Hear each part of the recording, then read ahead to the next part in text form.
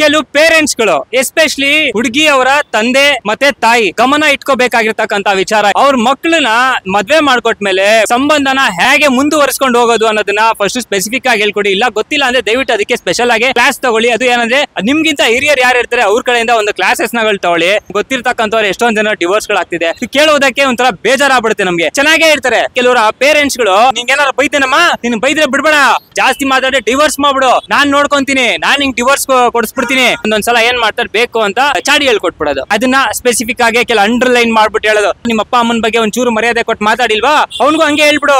ಏನ್ ಅವ್ನು ನಿನ್ ಬೈಯೋದು, ನಾವ್ ನಿಂಗೆ ಎಷ್ಟು ಕಷ್ಟಪಟ್ಟು ಸಾಕಿದೀವಿ, ನಿಂಗೆ ಬೇಕು ಬೇಡ ನಮ್ಗೆಲ್ಲ ಗೊತ್ತಿದೆ, ಅವ್ನ್ಗೇನ್ ಗೊತ್ತ ಮಾ.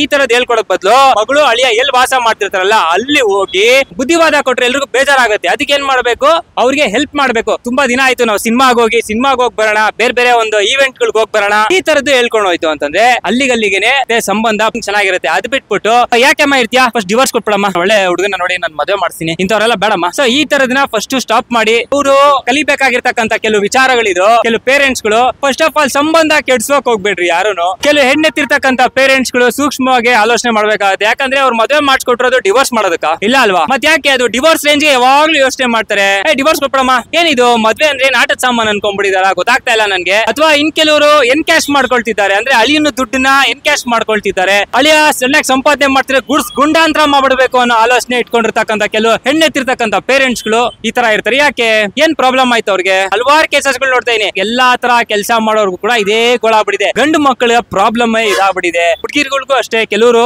ಯಾಕೆ ಆತರ ತಪ್ಪು ನಿರ್ಧಾರಕ್ಕೆ ಹೋಗ್ತೀರಾ, ಅಯ್ಯೋ ಹಂಗಾಗೋಯ್ತು, ಅಯ್ಯೋ ಹಿಂಗಾಗೋಯ್ತು, ಈ ಪ್ಯಾಂಪರ್ಡ್ ಬಿಟ್ಬಿಡಿ ಫಸ್ಟ್, ಅದೇನು ಆಗಲ್ಲ ನಿಮ್ಗೆಲ್ಲ. ಅದೆಲ್ಲ ಏನಂದ್ರೆ ಸಿಲ್ಲಿ ಆತರ ಲೆಕ್ಕ ತಗೊಂಡ್ರೆ ನಿಮ್ಮಪ್ಪ ಅಮ್ಮಂದ್ರು ಎಷ್ಟೊಂದ್ ಜಗಳ ಆಗಿರ್ತಾರೆ, ಆಗ ಅವ್ರು ಡಿವೋರ್ಸ್ ಮಾಡ್ಬಿಟ್ಟಿದಾರ ಇಲ್ವಲ್ಲ, ಅವ್ರೇನೆ ಡಿವೋರ್ಸ್ ಮಾಡಿರ್ತಾರೆ, ಅವ್ರು ಚೆನ್ನಾಗೇ ಇದಾರೆ, ಇವ್ರು ಚೆನ್ನಾಗೇ ಇದಾರಲ್ವಾ. ಮತ್ತೆ ಈ ಡಿವೋರ್ಸ್ ಅನ್ನೋ ಕಾನ್ಸೆಪ್ಟ್ ನ ಫಸ್ಟ್ ತಲೆಯಿಂದ ತೆಗೆದಾಕ್ರಿ ಆದಷ್ಟು. ಯಾಕಂದ್ರೆ ಫಸ್ಟ್ ಈ ಒಂದು ವ್ಯಕ್ತಿನ ಡಿವೋರ್ಸ್ ಮಾಡೋ, ನೆಕ್ಸ್ಟ್ ಇನ್ನೊಂದು ಒಬ್ಬನ ಮದುವೆ ಆಗೋ, ಅವ್ನ ಮೇಲೂ ಅದೇ ತರಾನೇ ಆಗುತ್ತೆ ಪ್ರಾಬ್ಲಮ್ಸ್. ನಿಮ್ಗೆ ಗೊತ್ತಿಲ್ಲ ಅಂದ್ರೆ ಏನ್ ಮಾಡ್ಬೇಕು ಅಂತ ಅದನ್ನ ಫಸ್ಟ್ ಕೌನ್ಸಿಲಿಂಗ್ ತಗೊಳ್ಳಿ. ಕೌನ್ಸಿಲಿಂಗ್ ತಗೊಂಡ್ಮೇಲೆ ನೆಕ್ಸ್ಟ್ ಪ್ಲಾನ್ ಮಾಡ್ಕೊಳ್ಳಿ. ಸುಮ್ನೆ ಡಿವೋರ್ಸ್ ದೊಡ್ಡ ವಿಷಯ ಅಲ್ಲ ರೀ ಡಿವೋರ್ಸ್ ಮಾಡೋದು.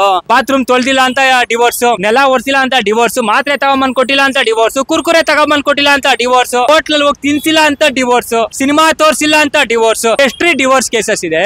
ದಿನ ಬೆಳಗಾದ್ರೆ ಡಿವೋರ್ಸ್ ಪ್ರತಿ ಸಲ ನೋಡ್ತಾನೆ ಇರ್ತೀವಿ, ಬೇಜಾರಾಗ್ಬಿಡ್ತು. ಒಂದ್ಸಲ ಲಕ್ಷಾಂತರ ರೂಪಾಯಿ ಖರ್ಚು ಮಾಡಿ ಅದ್ದೂರಿಯಾಗೆಲ್ಲ ಮದುವೆ ಮಾಡಿರ್ತಾರಲ್ವಾ, ದೊಡ್ಡ ಹಾಲು, ದೊಡ್ಡ ಊಟ, ಒಂದ್ ಊಟನೇ 2,500 3,000 ಇರುತ್ತೆ, ಅದೆಲ್ಲ ಕೊಟ್ಬಿಟ್ಟೆಲ್ಲ ಮಾಡಿಸಿರ ಕೊನೆಗೆ ಯಾಕ್ರಿ ಡಿವೋರ್ಸ್ ಮಾಡಿಸ್ತೀರಾ? ಮತ್ತೆ ಯಾಕೆ ಮದ್ವೆ ಆದ್ರಿ? ಮದುವೆನೇ ಬೇಡ, ಆರಾಮಾಗಿ ಸಿಂಗಲ್ ಆಗಿ ಆರಾಮಾಗಿ ಓಡಾಡ್ಕೊಂಡು ಖುಷಿಯಾಗಿರಿ. ಈಗಲ್ ತರ ನಾವು ಭಾರತ ದೇಶದವರು ಆದಷ್ಟು ಸಂಬಂಧಕ್ಕೆ ಬೆಲೆ ಕೊಡೋರು ಜಾಸ್ತಿ.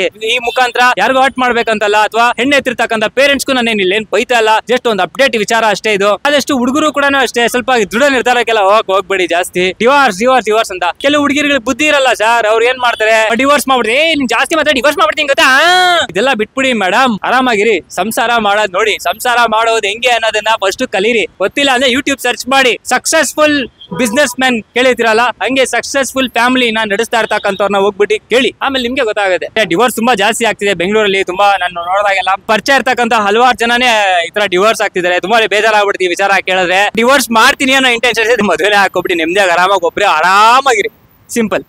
ಮತ್ತೆ ನಿಮ್ಮ ಮುಂದೆ ಬರ್ತೀನಿ, ಅಲ್ಲಿವರೆಗೂ